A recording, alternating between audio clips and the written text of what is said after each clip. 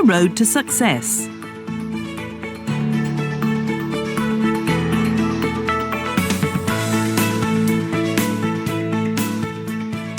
Let's face it, job hunting is a nerve-wracking experience.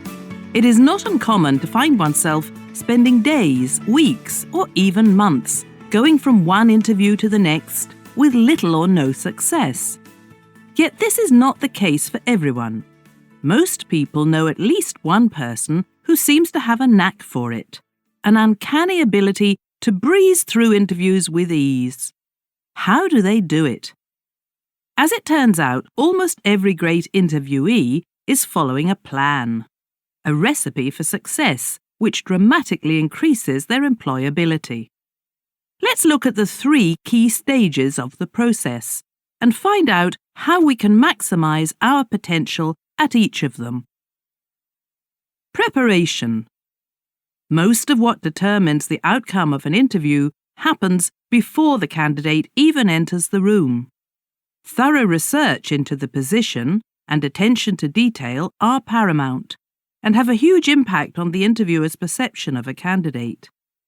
What experts suggest is reading up on the company, becoming familiar with its philosophy, and being aware of the specific traits they find desirable so that you make an impression. Dress for the job you want, not the job you have. Regardless of current employment status or the job in question, smart professional work attire is a must. It shows that the applicant is taking the situation seriously and has respect for the opportunity being given to them. What is more, potential employers will get an insight into the candidate's ambitions and possibly earmark them for promotion in the future, should the interview be successful. However, be careful not to overdress. A quick check on the company will give you inside information regarding dress code.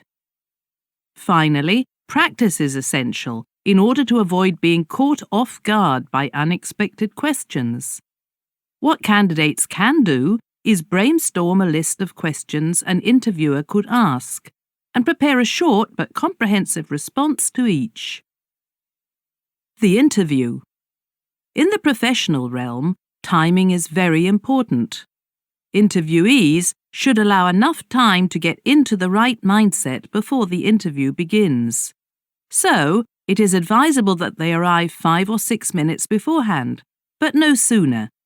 Studies have shown that candidates who arrive too early signal that their time is not valuable, which subconsciously makes them less desirable in the eyes of the interviewer.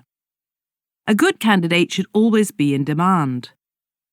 A first impression can only be made once, so the importance of body language cannot be overstated. Introductions should be given in a clear tone in conjunction with a firm handshake and solid eye contact. Crossing of the arms should be avoided. It is a defensive posture, and interviewers may associate it with being anxious or intimidated. A competent candidate knows how to deal with stressful situations and maintains control of their impulses at all times. Post-interview. At the end of the interview, it is perfectly fine to request some feedback on how it went, regardless of what the final decision will be. This shows the interviewer that their professional opinion is respected, but more importantly, it shows an openness to constructive criticism. Good manners display professionalism. What candidates are advised to do at the end of the interview is to show courtesy and respect by thanking the interviewer for their time. Changes in business practices have led to an increase in corporate ghosting in recent years.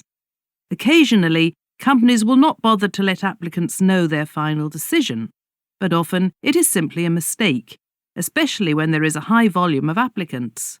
A quick follow-up email or phone call shows that the candidate is serious about the position and encourages the interviewer to take a more in-depth look at their application.